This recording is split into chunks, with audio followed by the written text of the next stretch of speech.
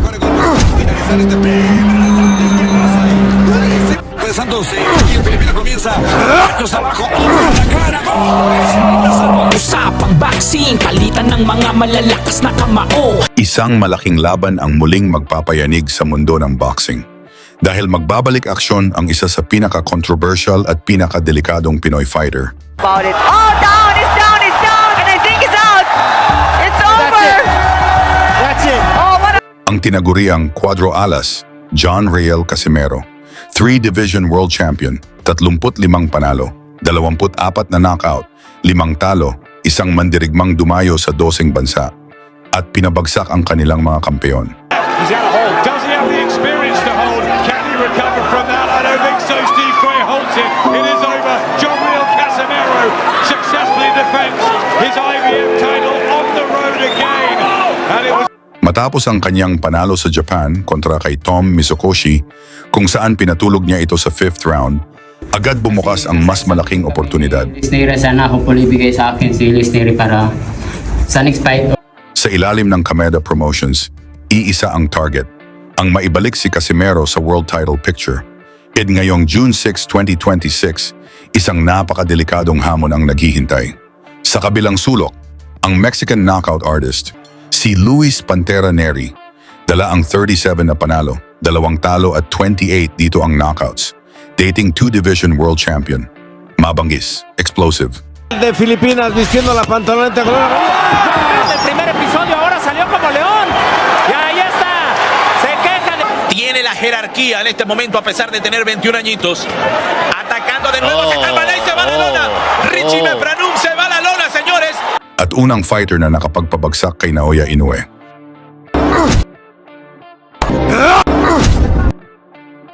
Ngunit bangungot naman ang iniwan ni Casimero sa Japan. 2 kalaban ang kanyang pinabagsak doon sa harap ng Japanese crowd at sa presensya pa ng monster na si Naoya Inoue.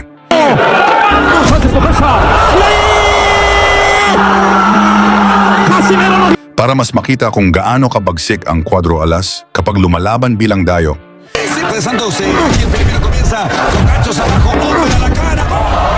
balikan naman natin kung paano niya pinabagsak ang Mexican champion at knockout artist na si Armando Cobra Santos. Ginawa ang laban sa Salon Las Palmas, Mexico. At mula pa lang sa unang round, sumiklab agad ang aksyon. Diretsong umatake si Casimero, habang pilit namang kumakapit si Santos. Izquierda-derecha por parte del Filipino que, oiga, comenzó con todo, dando golpes ahí, no, se defiende hasta el momento. El boxeador Armando Santos que va a tener que a meterle acelerado. Ay, lo puso mal, lo puso mal, lo puso mal. Hemos visto que descuidaba su guardia, ahora le hemos está bien cerrado y sigue bloqueando los golpes fuertes de Casimero. Puso mal a Santos y parece que la pelea no va a... Creemos que ya asimiló sus golpes. Tiene la guardia muy bien puesta, Armando Santos, lo hemos tenido también aquí en Fox Deportes, algunas peleas, lo hemos visto que descuidaba su guardia, ahora le hemos está bien cerrado y sigue bloqueando los golpes fuertes de Casimero. Sí, ahí por más golpes que tiene Casimero, ahora tira ahí un volado, también un gancho abajo. El mexicano que se ha visto sorprendido por la enjundia y la rapidez de este gran filipino. Ahí los dos en el centro, mira qué golpes tira ahí ese gancho a la cara. Ay, no, pero ahí de mano izquierda y salió como un torbellino enfrente de Armando Santos, pero vemos que y sigue lanzándolos, el upper también lo está conectando, ahí es como remata con la derecha. Otra vez, lo que trae Casimero es que tiene una seguidilla de 8 tiros. Recuerden que si gana esta pelea, pues va por el título. Contra el campeón es Matt Ruenrum. Pues tiene lo suyo, ya lo manda para atrás con esos volados de mano izquierda. El cuerpo sigue conectando a los Santos.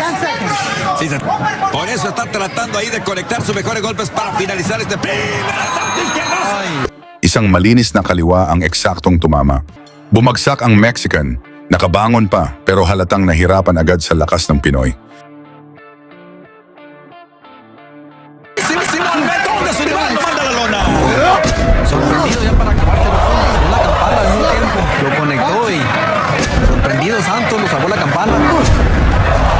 Automáticamente es un round 10-8 para la esquina roja donde está John Riel Casimero. Salió decidido, salió ardiente. Betón de su rival, lo manda a la lona.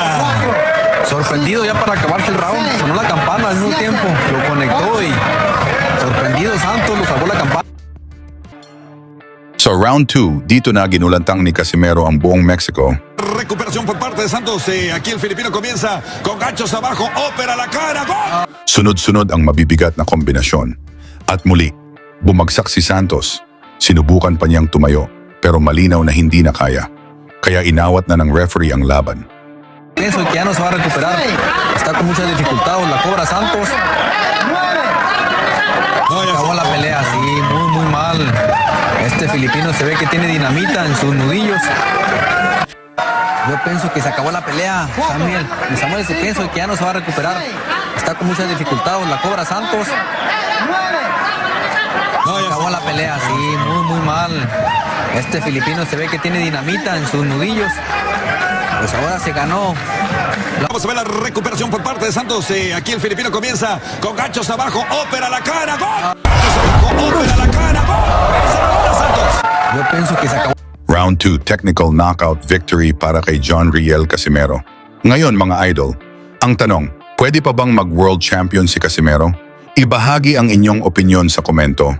At banggitin na rin kung saan kayo nanonood para malaman natin kung gaano kalawak ang suporta ng mga Pilipino sa laban ni Casimero kontra Luis Neri sa Japan. Lagi niyong sundan, huwag magpapahuli. Pag-usapan ni bakbakan, balita niya at laban. Mga Pinoy na di nagpapagapi. Salamat sa mga suporta na lagi nandyan.